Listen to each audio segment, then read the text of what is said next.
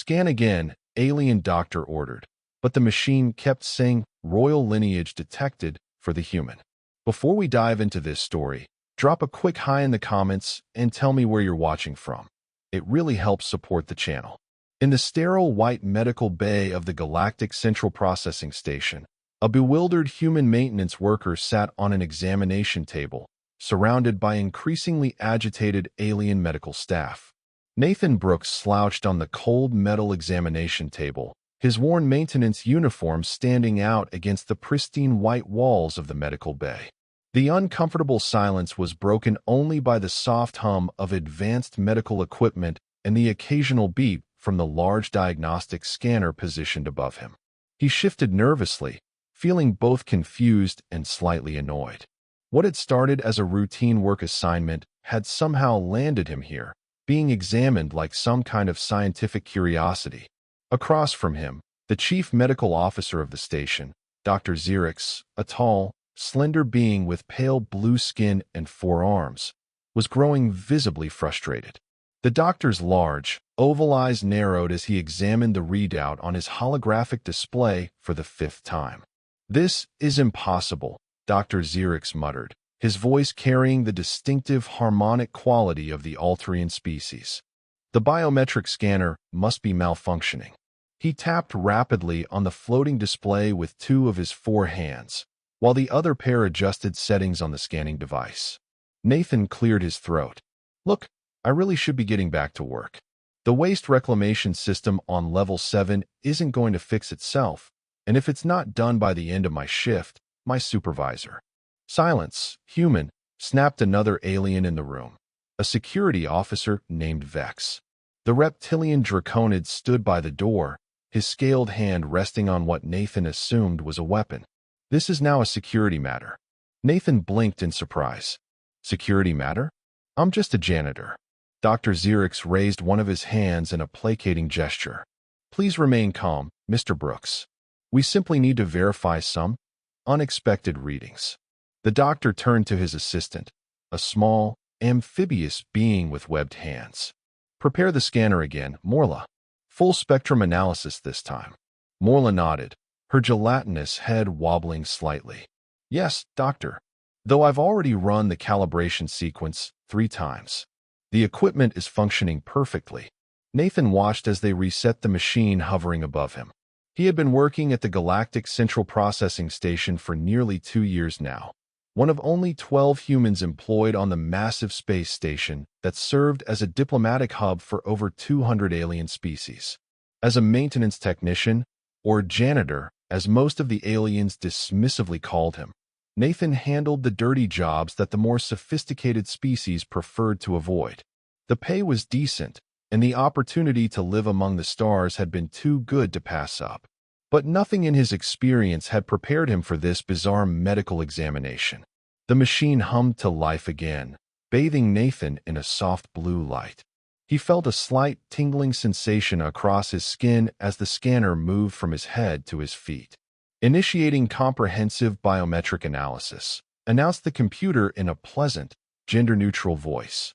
The room fell silent as everyone watched the holographic display fill with data.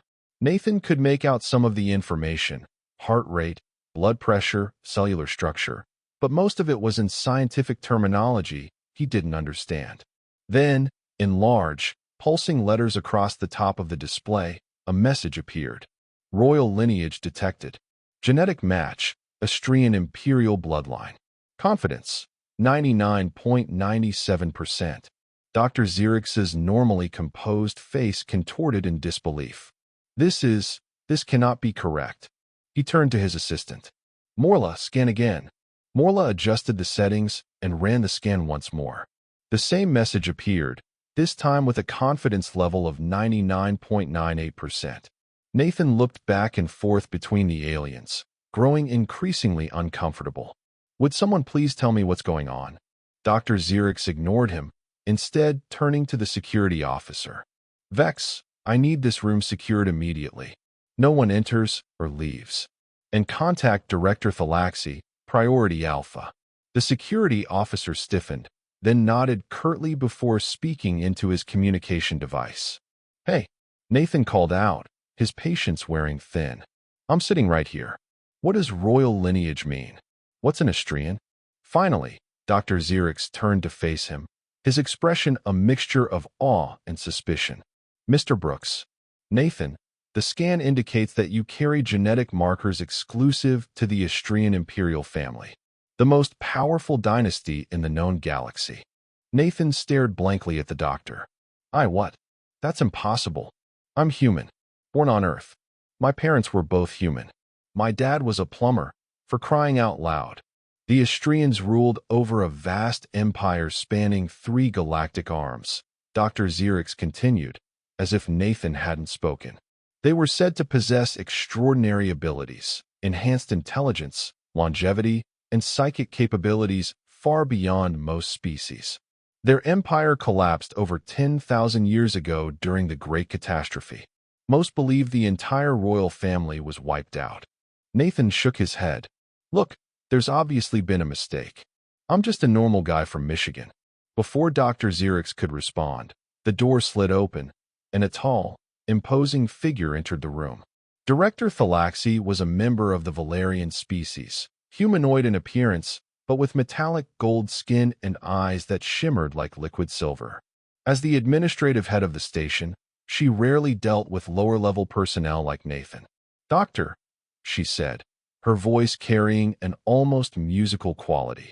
Explain the situation. Dr. Xerix quickly summarized the findings, gesturing to the holographic display still showing the results of Nathan's scan. Director Thalaxi's silver eyes widened slightly, the only indication of her surprise.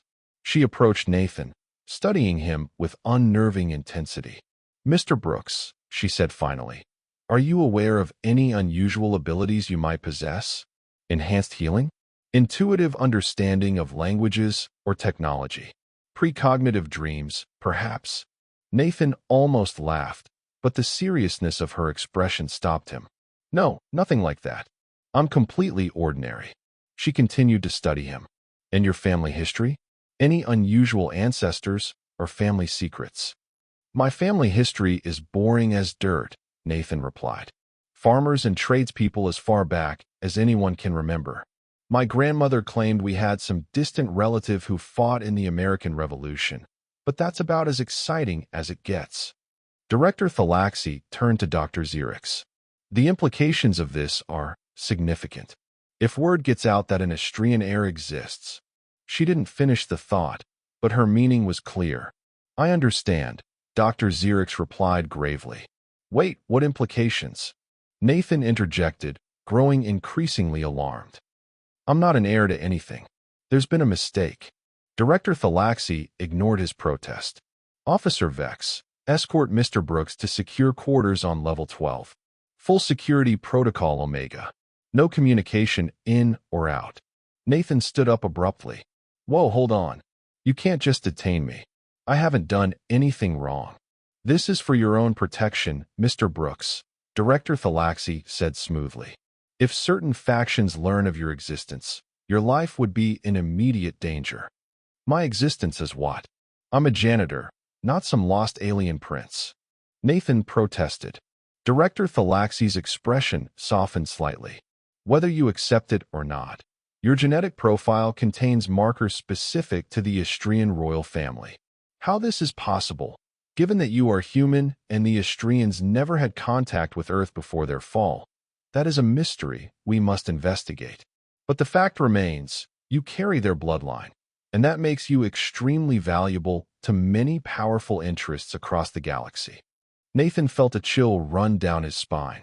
This had to be some kind of mistake, a malfunction in their alien technology. But the grave expressions on the faces surrounding him suggested otherwise. Come with me, human, Vex said, moving toward Nathan. Wait, Dr. Xerix interrupted. Perhaps we should run one more comprehensive scan.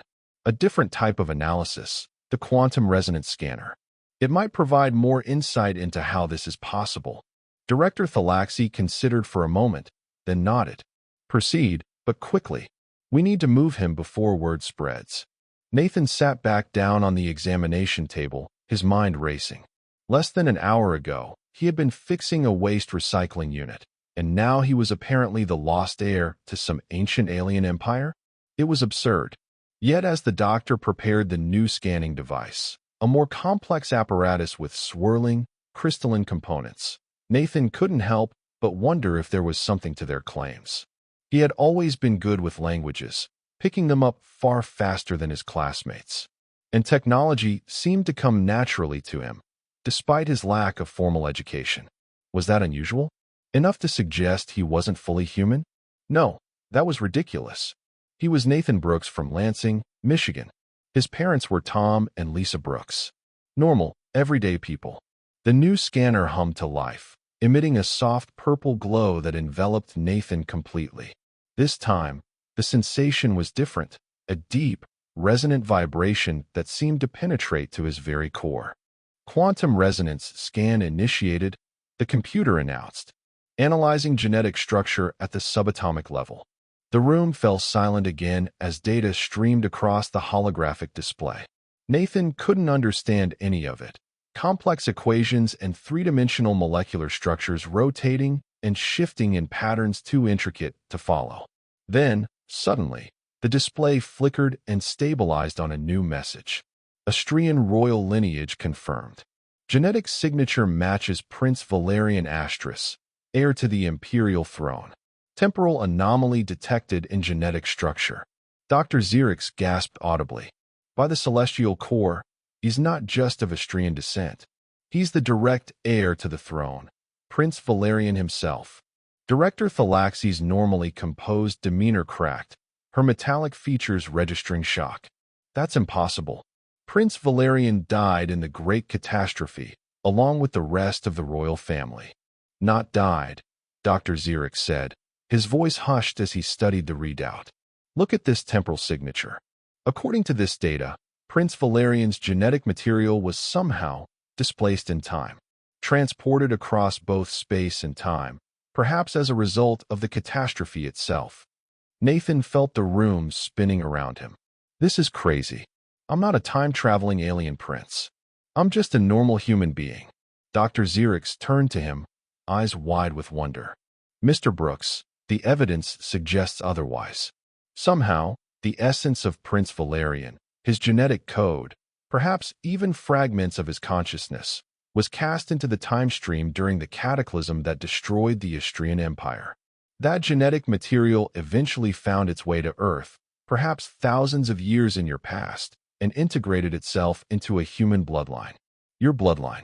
That's not possible, Nathan stammered. With Astrian technology, many things we consider impossible were routine, Director Thalaxi said quietly. Their mastery of quantum mechanics and temporal physics was legendary. If any civilization could inadvertently cast its heir across time and space during its own destruction, it would be the Astrians. Nathan stood up, backing away from them. No, this is some kind of mistake or joke. I need to get back to work. Vex moved to block his path. No one leaves until we determine how to proceed. The tension in the room was suddenly interrupted by a loud alarm. Red lights began flashing throughout the medical bay. Security breach on level 8, announced the station's central computer. Unknown intruders detected. Weapons discharge registered. Director Thalaxi's face hardened. They're here already. Someone leaked the information. She turned to Vex. Get Brooks to the secure hangar immediately. Prepare my personal shuttle for emergency departure. Who's here? Nathan demanded, his heart racing. What's happening? There are many factions who would kill to capture an Astrian royal or eliminate one, Director Thalaxi explained tersely. The hegemony, the Void Cult, the Stellar Concord, not to mention various criminal syndicates. An Astrian heir could unlock ancient technologies, claim hereditary rights to countless worlds, or be used as a powerful symbolic figure to rally forces across the galaxy. The implications hit Nathan like a physical blow. This wasn't just a case of mistaken identity or malfunctioning equipment. Someone was willing to attack a Galactic Union station, an act that could trigger an interstellar diplomatic crisis, just to get to him. Vex grabbed Nathan's arm. Come, human. We must move quickly. Nathan hesitated for only a moment before nodding. Whether he believed their incredible claims or not, the danger was real enough. As they hurried from the medical bay, Dr. Xerix called after them.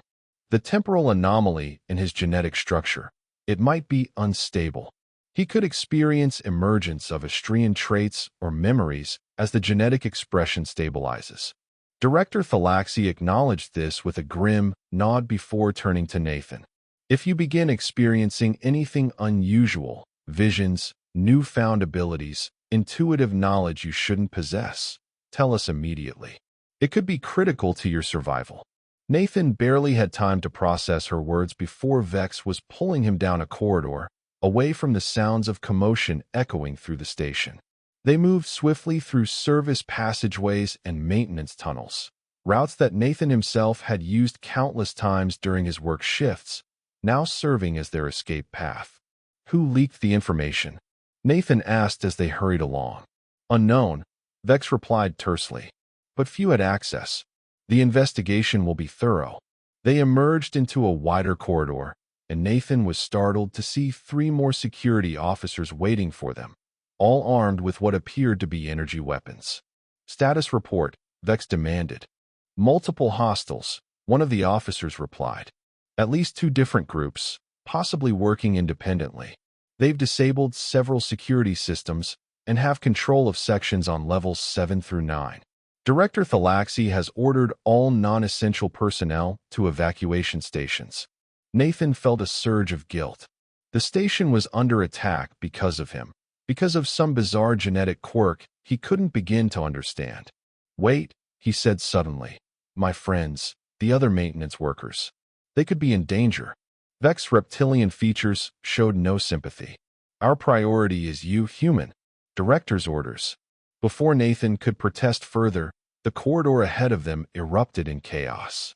A section of the ceiling collapsed in a shower of sparks and debris, and through the gap dropped 3 figures clad in sleek, black armor. Their faces were hidden behind featureless masks, but their intent was clear as they raised their weapons. Protect the human, Vex shouted, pushing Nathan behind him as he and the other security officers opened fire. Energy beams crisscrossed the corridor, leaving scorch marks on the walls. One of the station security officers fell, clutching his chest. Nathan ducked behind a structural support column, his heart pounding in his ears. This was insane.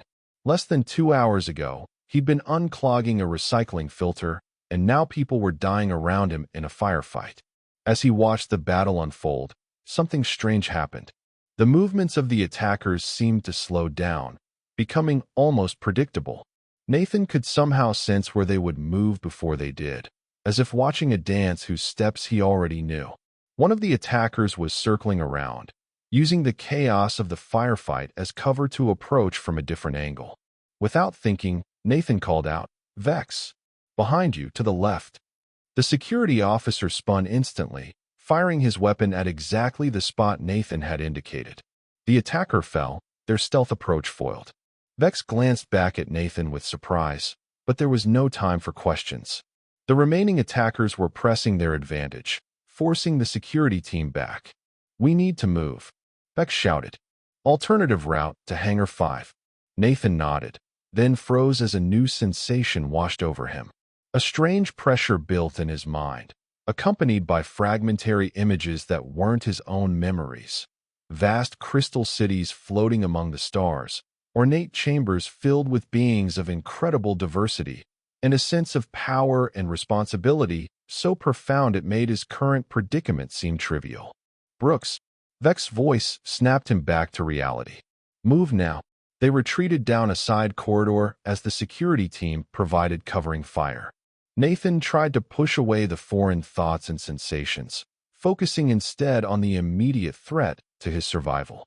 This way, he said, suddenly confident. I know a maintenance passage that will take us directly to level 3. The attackers won't expect that route. Vex gave him a strange look, but followed his lead.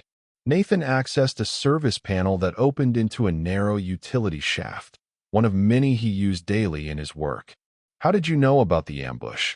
Vex asked as they crawled through the confined space. I don't know, Nathan admitted. I just saw it happening before it did. Vex's reptilian features were difficult to read, but Nathan thought he detected a hint of awe in the alien's expression. The Astrian royal family was known for precognitive abilities, Vex said quietly. Perhaps Dr. Xerix was right about your genetic structure becoming more active. Nathan didn't want to think about the implications.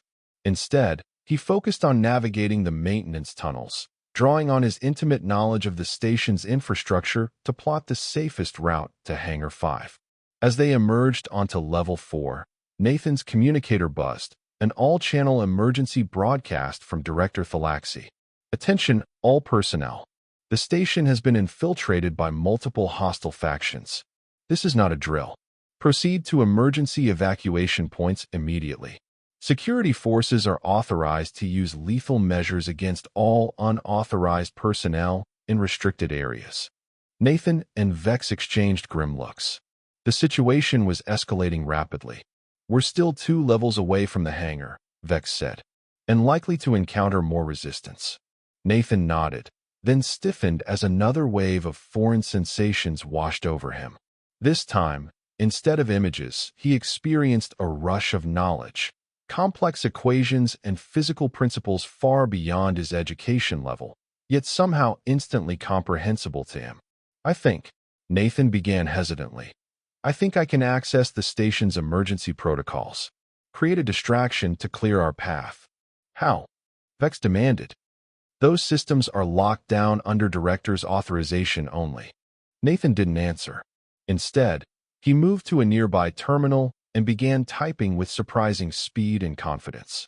His fingers flew across the holographic interface, executing commands he had no business knowing. What are you doing? Vex asked, watching in amazement. Initiating a localized atmospheric pressure warning in sections leading away from our position, Nathan explained, his voice distant as if he were in a trance.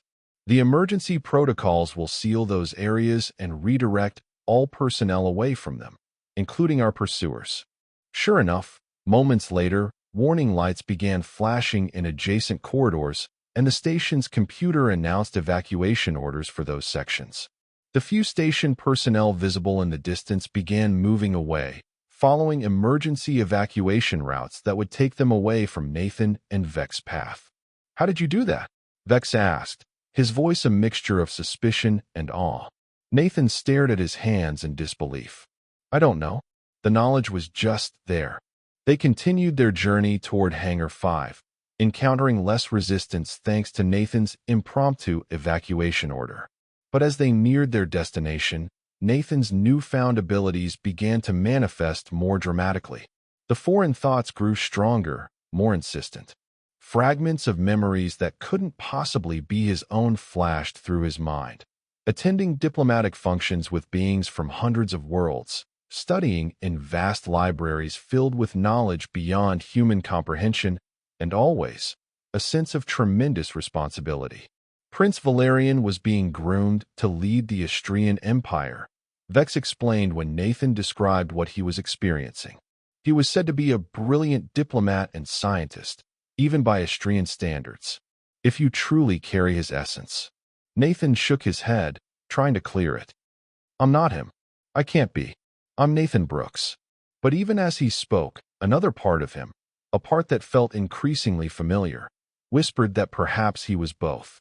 They reached the entrance to Hangar 5, only to find it guarded by a group of beings in crimson armor, a different faction from the black-armored attackers they had encountered earlier. Hegemony forces, Vex growled. They must have anticipated the director's evacuation plan. Nathan studied the guards, counting 6 heavily armed soldiers. We can't fight our way through. No, Vex agreed. We need another approach.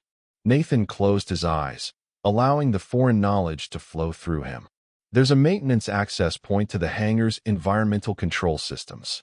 If we can trigger the fire suppression protocol, it will fill the hangar with suppression foam. In the confusion, we might be able to reach the director's shuttle. Vex nodded, and they backtracked to find the access point Nathan had described. As they worked to override the safety systems, Nathan's hands moved with increasing confidence, manipulating the alien technology as if he'd been trained on it for years. It's strange, Nathan murmured. Part of me is terrified, confused, but another part feels like I'm remembering skills rather than learning them. The Astrian consciousness awakening, Vex suggested. The question is, how much of Prince Valerian will emerge, and how much of Nathan Brooks will remain? The question sent a chill through Nathan. Was he experiencing some form of alien possession? Would he eventually cease to be Nathan Brooks entirely, replaced by the consciousness of an ancient alien prince? Before he could dwell on this disturbing thought, the fire suppression system activated. Alarms blared throughout the hangar, and Nathan could hear shouts of confusion from the hegemony guards as suppression foam began filling the space. Now, Vex urged, leading Nathan through the maintenance access into the hangar. The scene was chaotic, white foam obscuring visibility, alarm lights flashing, and confused guards attempting to maintain their positions despite the disruption. Nathan and Vex moved quickly through the confusion, keeping low and using the foam as cover. Director Thalaxi's personal shuttle was easy to spot, sleeker and more elegant than the standard vessels, with distinctive gold and silver markings that matched her own coloration. As they approached, the entry ramp lowered automatically. Biometric signature recognized, announced the shuttle's computer. Welcome aboard, Director Thalaxi. Nathan and Vex exchanged confused glances. The director must have programmed it to recognize you, Vex realized. She anticipated this. They hurried aboard, the ramp closing behind them. The shuttle's interior was luxurious by station standards, plush seating, advanced navigation systems, and even a small private chamber in the rear. Where's the director? Nathan asked, looking around the empty shuttle. Unknown, Vex replied, moving to the pilot's seat. But she clearly intended for US to use this vessel. As Vex began the pre-flight sequence, Nathan noticed a data pad on one of the seats. It activated as he picked it up, displaying a message from Director Thalaxi. Prince Valerian/Nathan Brooks. If you are reading this, then events have unfolded as I feared. The knowledge of your existence has spread faster than anticipated, and the station is no longer safe. This shuttle is programmed with coordinates to a secure location where you will find answers about your heritage and your future.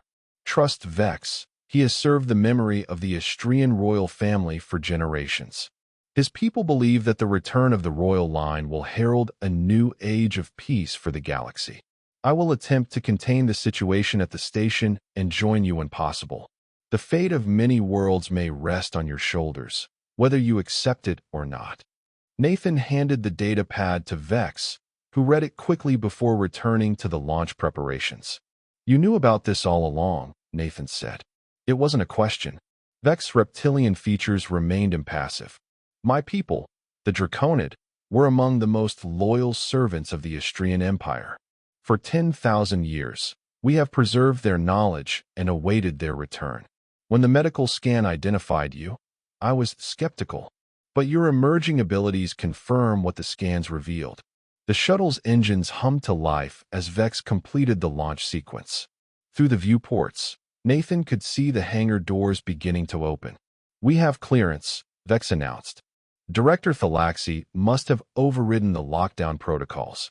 As the shuttle lifted off, Nathan caught glimpses of the continuing chaos in the hangar. Hegemony forces attempting to regroup, station security engaging them in firefights, and in the distance, the black-armored attackers from earlier forcing their way in. Who are they? Nathan asked, pointing to the different factions. The ones in red are hegemony forces. They represent a coalition of systems that rose to power after the fall of the Astrian Empire. They would see any Astrian heir as a threat to their authority, Vex explained. The ones in black are likely mercenaries employed by the Void Cult. They believe the Astrians were false gods who deserved their fall. There may be others as well. The news of an Astrian heir would attract many different interests. The shuttle cleared the hangar and accelerated away from the station.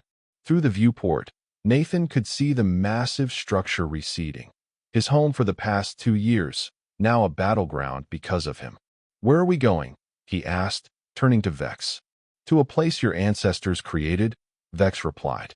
A sanctuary hidden between the stars, where the last secrets of the Astrian Empire await their rightful heir. As the shuttle jumped to faster-than-light travel, Nathan Brooks, maintenance worker, human, and possibly the reincarnation of an alien prince, gazed out at the streaking stars and wondered what answers awaited him and whether he was ready to face them. The shuttle emerged from faster-than-light travel with a gentle shudder, transitioning smoothly into normal space. Nathan stared out the viewport, momentarily forgetting his bizarre situation as he beheld the breathtaking vista before him. They had arrived in a vast nebula, swirling clouds of cosmic dust and gas illuminated in brilliant purples, blues, and golds.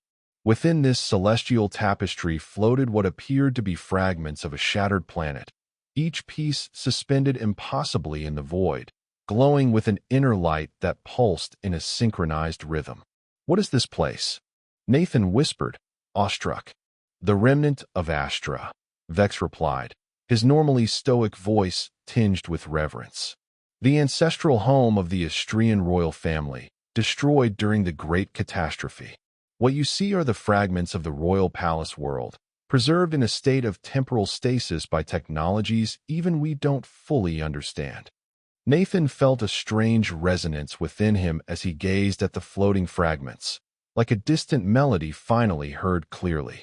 More of those foreign memories surfaced, running through crystalline corridors as a child, studying in a vast library chamber suspended among the stars, standing beside regal figures he somehow recognized as his parents, watching ships arrive from distant worlds.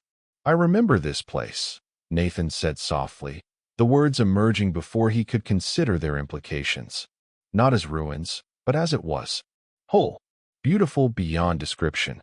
Vex gave him a sidelong glance, but said nothing as he guided the shuttle toward the largest of the fragments, a massive piece of the shattered world that appeared to contain intact structures.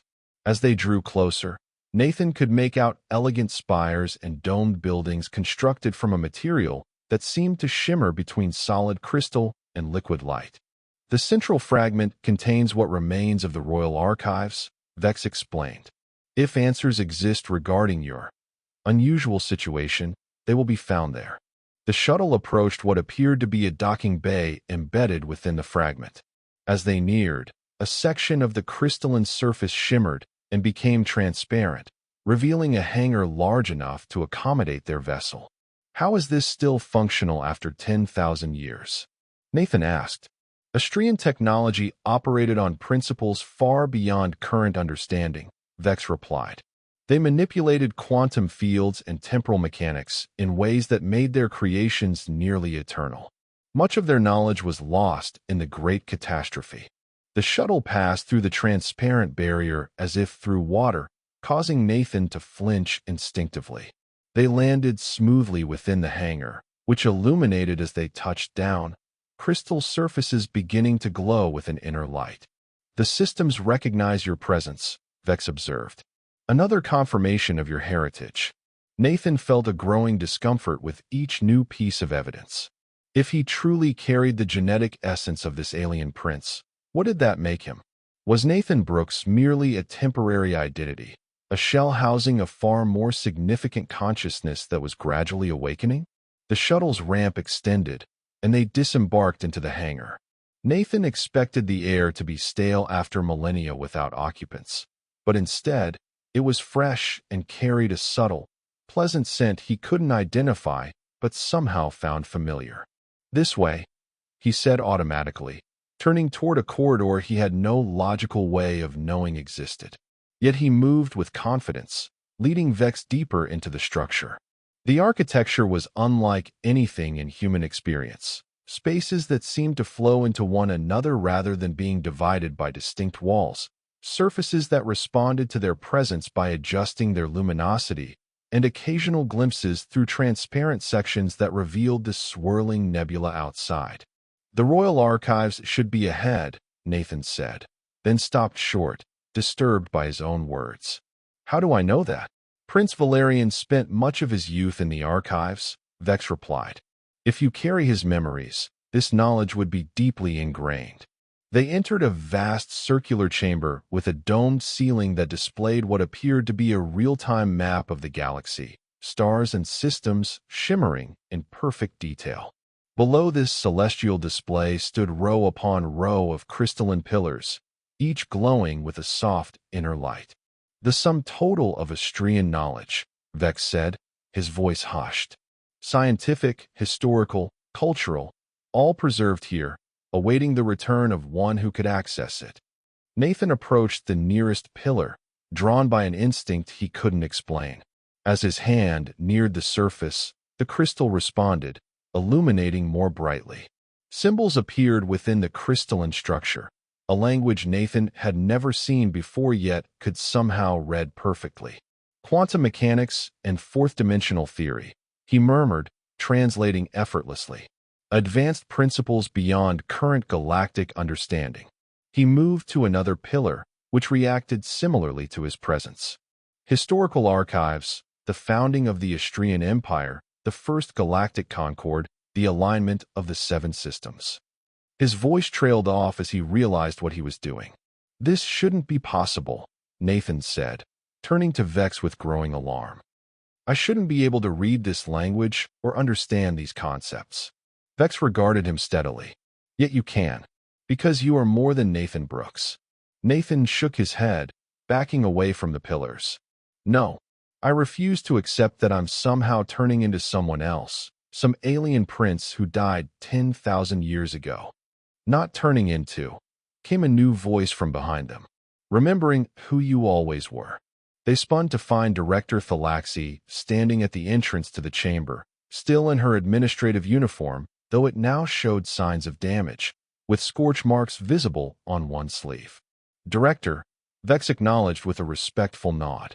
You survived the station attack. Narrowly, she replied, entering the chamber.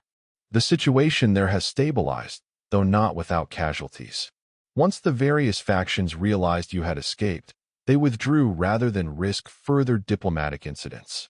She turned her silver gaze to Nathan. But they won't stop searching. The emergence of an Astrian heir changes everything. Nathan felt a surge of guilt. People died because of me. Because of what you represent, Director Thalaxi corrected.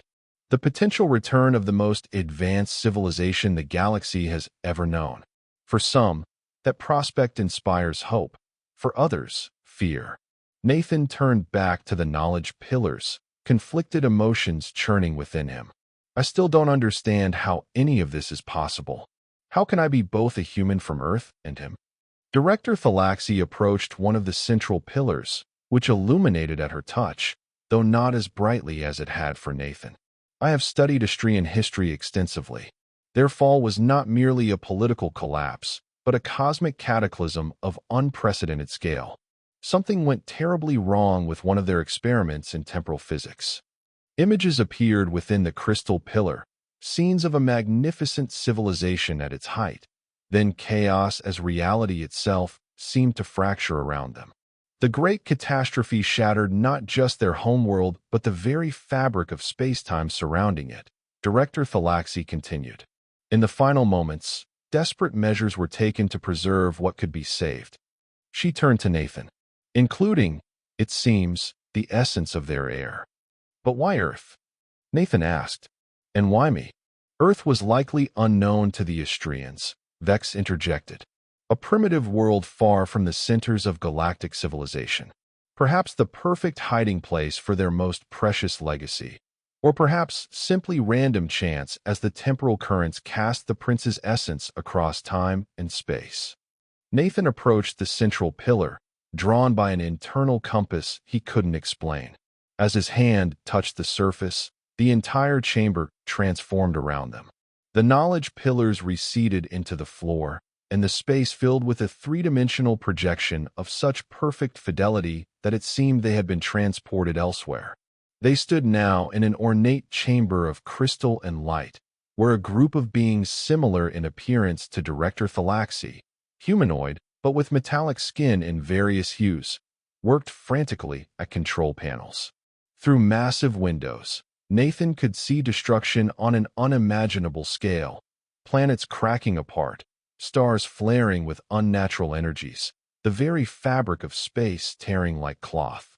In the center of the chamber stood a young man who, Despite his metallic gold skin and silver eyes, Nathan recognized with a shock of dissonance, like looking into a mirror that showed someone else's face, yet still unmistakably familiar. Prince Valerian, Director Thalaxi whispered.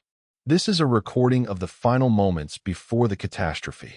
The prince, Valerian, spoke urgently to the others in the chamber. Though the language was alien, Nathan understood perfectly. The temporal core is destabilizing beyond our ability to control, Valerian said, his voice carrying the same musical quality as Director Thalaxi's. The cascade failure will spread throughout the Empire within hours. We have no choice but to enact the continuity protocol. One of the other figures, an older female with platinum skin who bore a striking resemblance to the prince, approached him. Valerian, you know what this means. Your essence will be cast into the temporal void with no guarantee of where or when you might re-emerge. You could be lost forever. If I remain, I will certainly be lost, Valerian replied with grim determination. This way, there is at least a chance that something of our civilization might survive through me. The knowledge encoded in my genetic structure will endure, even if my conscious mind does not. The scene shifted, showing Prince Valerian entering a crystalline chamber similar to a sarcophagus. As it sealed around him, energy began to swirl and pulse through the crystal. Initiating temporal displacement, announced one of the technicians. Targeting safest probability trajectory. The older female, clearly the queen, placed her hand on the crystal chamber. Find your way home, my son, even if it takes 10,000 years. Light erupted from the chamber, so intense that Nathan had to shield his eyes. When he looked again, the projection was fading, returning them to the archive chamber. Nathan staggered back, overwhelmed by what he had witnessed. So it's true. They sent his essence, his genetic code, through time. And it found its way to Earth, Director Thalaxi concluded. Perhaps merging with a human bloodline, diluted over generations, until it reawakened in you when you came into contact with Astrian technology on the station. The implications were staggering. Nathan wasn't possessed by an alien consciousness. He was the culmination of a 10,000-year journey, the genetic legacy of an ancient prince, preserved through time and gradually expressed through him. What happens now? Nathan asked, his voice unsteady. Am I supposed to restore the Astrian Empire or something? Vex and Director Thalaxi exchanged glances. That would be complicated, the director said carefully. The political landscape of the galaxy has evolved over millennia. Many powerful interests would oppose any attempt to resurrect Astrian authority. But others would rally to your cause, Vex added. My people, the Draconid, have preserved the memory of Astrian rule as a golden age of peace and advancement. There are many worlds that would welcome the return of the royal line. Nathan shook his head. I don't want to cause a galactic civil war. I just want to understand what's happening to me. He turned back to the knowledge pillars, which had re-emerged after the projection ended. Each contained centuries of accumulated wisdom from a civilization far beyond current galactic understanding. If answers existed anywhere, they would be here. I need time, Nathan said finally. Time to learn, to understand what I am and what it means. Director Thalaxi nodded. This location remains hidden from galactic charts. You would be safe here while you explore the archives. But not indefinitely, Vex cautioned. The knowledge of your existence has spread. It is only a matter of time before others discover this place. Nathan considered this, then straightened with sudden resolve. Another memory had surfaced, not of knowledge or events, but of purpose. A sense of responsibility that transcended personal concerns. Show me the current state of the galaxy, he commanded, surprising himself with his tone of authority. The domed ceiling responded instantly, the star map shifting and zooming to display political boundaries, major population centers, and conflict zones throughout the galaxy. Nathan studied it intently, drawing on both Nathan Brooks' practical experience and the emerging knowledge of Prince Valerian. The galaxy is fractured, he observed. Hundreds of competing powers, ongoing conflicts, technological development stagnated in many sectors. He pointed to several regions where the map showed active warfare. These conflicts have been ongoing for centuries, haven't they? Director Thalaxi nodded grimly. Without the stabilizing influence of the Istrian Empire, the galaxy has devolved into competing factions. The Galactic Union attempts to maintain peace, but its authority is limited and constantly challenged. Nathan continued to study the map, his mind working with newfound clarity. The Istrians didn't rule through conquest, he said, accessing knowledge he shouldn't possess. They led through advancement, sharing technology, resolving conflicts, elevating all species toward greater understanding. That is how the histories describe it, Director Thalaxi confirmed. Nathan turned to face them both. Then perhaps that's what the galaxy needs again. Not an emperor claiming authority, but a bridge between worlds. Someone who can access the lost knowledge of the Istrians and share it for the benefit of all. Vex's reptilian features registered surprise. You would not claim your birthright? The throne of Astra. Astra is gone, Nathan replied simply. And I am not only Prince Valerian. I am also Nathan Brooks, a human who understands what it means to live as an ordinary person in an extraordinary universe. He gestured to the knowledge pillars surrounding them. These archives contain solutions to problems the galaxy doesn't even know it has. Medical advances, sustainable energy technologies, faster-than-light travel innovations, knowledge that could transform countless lives. Director Thalaxi studied him with new interest. You propose to become a knowledge broker? A neutral party distributing Istrian technology to all factions?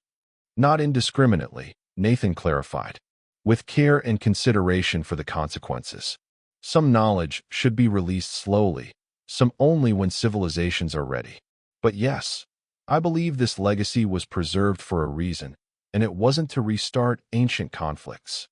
Nathan approached another pillar, which illuminated at his touch to display complex schematics. Look at this, Istrian medical technology that could cure diseases currently considered terminal throughout the galaxy.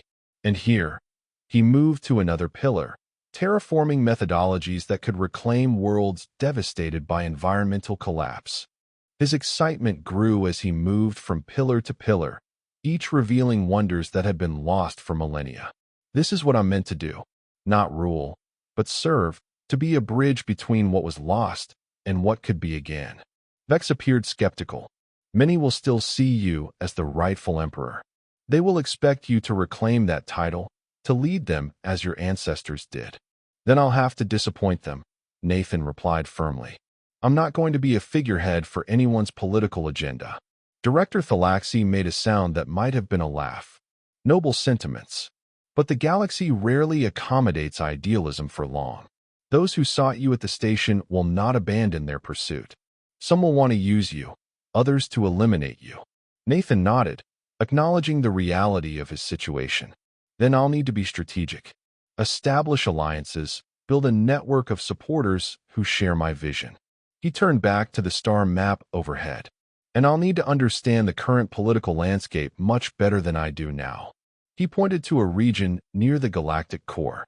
The hegemony controls much of the former Istrian territory, correct? They would see me as the greatest threat. Indeed, Director Thalaxi confirmed. They have built their legitimacy on the claim that they are the rightful successors to Istrian authority. Your very existence undermines that narrative. And the Void Cult? Nathan asked, indicating a different sector. Religious extremists who believe the Istrians were false gods who brought calamity upon the galaxy, Vex explained. They would see your return as the beginning of a second apocalypse. Nathan absorbed this information, thinking tactically. But there are others who would welcome the return of Istrian influence? Potential allies? Many, Vex confirmed. The Draconid Confederation, certainly. The Alterian Conclave. The free worlds of the Outer Rim. All have preserved positive memories of Istrian rule and would rally to your cause. Nathan shook his head. Not my cause. I don't want followers or subjects. I want partners. Equals who share a vision for a more united and advanced galaxy. He stared up at the star map, the immensity of the challenge before him beginning to sink in. Whether he wanted it or not, his existence would change the course of galactic history. The knowledge contained in this archive, and within his own gradually awakening genetic memory, was too significant to ignore. A sudden alert from Vex's communication device interrupted his thoughts. Proximity warning, Vex announced, checking the device. A vessel has entered the nebula and is approaching our position. Unknown configuration, but the energy signature suggests hegemony origin. Director Thalaxi's expression darkened. They must have tracked my shuttle somehow. We need to leave, Vex urged, already moving toward the entrance. If they've found this location, others will soon follow. Nathan hesitated, looking around at the vast repository of knowledge. We can't just abandon this place, not with everything it contains. We don't have to, he realized suddenly, approaching the central pillar. Placing his hand on its surface, he closed his eyes and concentrated, drawing on instincts and knowledge that felt increasingly natural to him. The pillar responded to his touch, glowing brightly as symbols raced across its crystalline surface. Throughout the chamber, the other pillars began to pulse in synchronization. What are you doing? Director Thalaxi asked, watching in fascination. Initiating a data transfer protocol, Nathan explained, his eyes still closed in concentration. The archives were designed with multiple redundancies to preserve their contents. There should be. Yes, there it is. A section of the floor at the center of the chamber receded, and from it rose a small crystalline object about the size of Nathan's palm, a multifaceted gem that glowed with an inner light. A quantum data crystal.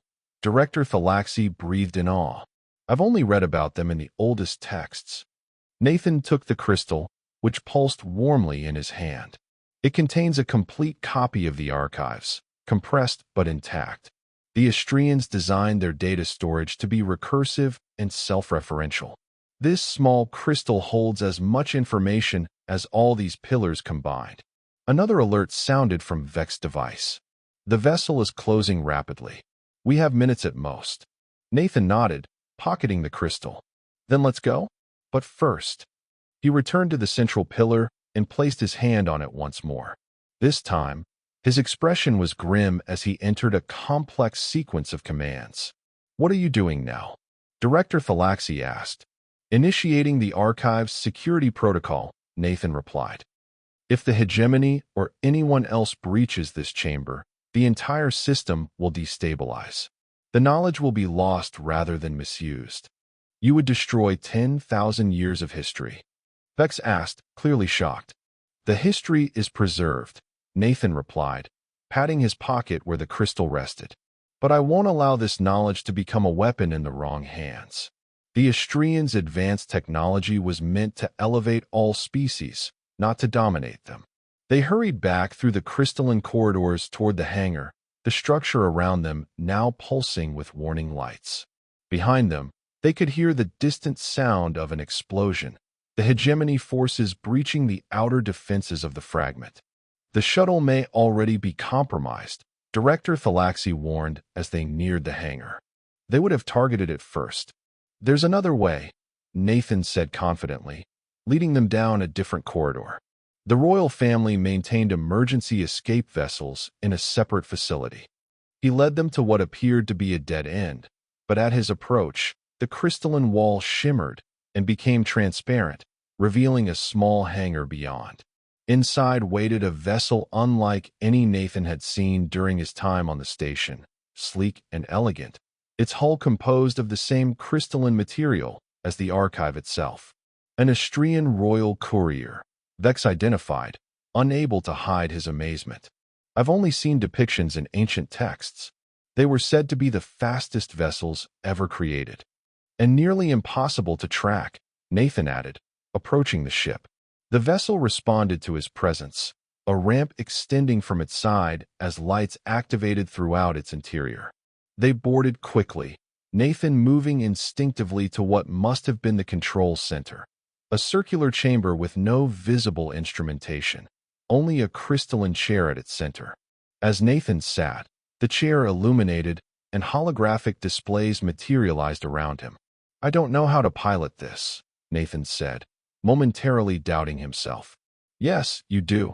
Director Thalaxi replied simply, "Trust the knowledge within you." Nathan took a deep breath and placed his hands on the armrests of the chair. Immediately, he felt a connection forming, the ship's systems linking directly with his mind through some technology far beyond current understanding. Information flowed into his consciousness, the vessel's capabilities, its current status, the optimal escape trajectory. "Remarkable," he whispered, as the ship responded to his thoughts, powering up its ancient engines. The hangar doors opened automatically, revealing the swirling nebula beyond. As the vessel lifted off, Nathan could see through its sensors that the hegemony ship had docked at the main hangar. Armored troops were already spreading throughout the archive fragment, heading toward the chamber they had just left. "They're too late," Nathan said with grim satisfaction as their ship accelerated away from the fragment. "The security protocol is already active." Through the ship's sensors, they watched as energy began to cascade through the archive fragment, crystal surfaces flaring with increasing brightness before suddenly collapsing inward. The fragment imploded in a flash of light, leaving nothing but swirling dust in the nebula where it had once floated. 10,000 years of history, Vex murmured sadly. "Preserved right here," Nathan reminded him, touching the pocket containing the data crystal. "And in me." He tapped his temple. "The memories and knowledge are continuing to emerge. I can feel them integrating with my own experiences, my own identity." "And who are you now?" Director Thalaxi asked carefully. "Nathan Brooks or Prince Valerian Astris?" Nathan considered the question as their ship accelerated to speeds that should have been impossible, the nebula falling away behind them as they prepared to jump to faster-than-light travel. "Both," he answered finally. "And something new. The human perspective and experiences of Nathan Brooks combined with the knowledge and heritage of Valerian Astris. Neither would be enough alone to face what's coming, but together," he smiled with newfound confidence. "Together, perhaps we can make a difference." Director Thalaxi nodded thoughtfully. "And what is our destination now?" Nathan consulted the star map displayed before him, considering their options strategically. "We need allies. Those who will support our vision without trying to use me as a political symbol." He highlighted a system near the rim of the galaxy. "Here, the Alterian Scientific Cooperative. According to both the archives and my emerging memories, they were close allies of the Astrian royal family, focused on knowledge and advancement rather than political power." "A wise choice," the director agreed. "Their neutrality in current galactic politics would also provide some protection while you determine your next steps." Nathan programmed the coordinates, and the ship responded instantly, preparing for the jump to faster-than-light travel. As the stars began to stretch around them, he felt a strange sense of peace despite the danger and uncertainty that lay ahead. For the first time since the medical scan had upended his life, Nathan felt a sense of purpose, a clarity about why this impossible situation had befallen him. The legacy of an ancient civilization had been preserved within him, not so it could reclaim past glory, but so it could help forge a new future. "The hegemony and others will continue to hunt for you," Vex warned. "Once word spreads that an Astrian vessel has been seen, speculation will run rampant throughout the galaxy." "Let them speculate," Nathan replied with a newfound confidence. "While they're looking for an emperor, I'll be building something far more valuable, a network of cooperation and shared knowledge that transcends political boundaries." He patted the pocket containing the data crystal. "With what's contained here, we can offer solutions to problems that have plagued the galaxy for millennia. Medical advances, environmental restoration, energy production, knowledge that benefits everyone, regardless of species or political allegiance. You would give away the secrets of the most advanced civilization the galaxy has ever known?" Vex asked, clearly shocked. "Not indiscriminately," Nathan clarified. "But yes, I believe this knowledge was preserved to be shared, not hoarded." The Astrians understood that true advancement comes through cooperation, not domination. As their ship slipped into faster-than-light travel, leaving the nebula and the remnants of Astra far behind, Nathan Brooks, maintenance worker, accidental air, and bridge between worlds, looked toward the future with determination. The galaxy would never be the same again, but perhaps, with wisdom from both his human heart and his Astrian heritage, he could help guide it toward something better. So, Director Thalaxi said with a hint of amusement in her musical voice, "Shall we address you as Your Highness from now on?" Nathan laughed, the sound carrying both the straightforward humor of Nathan Brooks and the melodic quality of Valerian Astris. "Absolutely not. I'm still the same guy who unclogged recycling filters on level 7 yesterday." He paused, considering. Well, perhaps not exactly the same. But titles and formality won't help where we're going. As their ship carried them toward an uncertain future, Nathan reflected on the strange journey that had brought him here. What had begun with a malfunctioning medical scanner, or what they'd thought was a malfunction, had revealed a truth more extraordinary than he could have imagined. He was both less and more than he had believed himself to be. A human carrying the legacy of a civilization lost to time, uniquely positioned to bridge the gap between past and future. Whatever challenges awaited him, Nathan knew one thing with absolute certainty. The galaxy needed healing, needed unity, needed hope. And perhaps, just perhaps, the unexpected merger of human adaptability and Astrian knowledge within him was exactly what was required to provide it. The stars streaked past as their ship carried them toward new horizons, and Nathan Brooks, janitor and prince, human and Astrian, ordinary and extraordinary, embraced the journey ahead. And that was the end of the story. If you listened all the way to here, don't forget to leave feedback about what you thought of the story in the comments, whether positive or negative. Your feedback helps us improve. Also, leave your like and subscribe to the channel for more stories like this one. And I'll leave here on the screen another video that I'm sure you'll like. Big hug, and see you in the next story.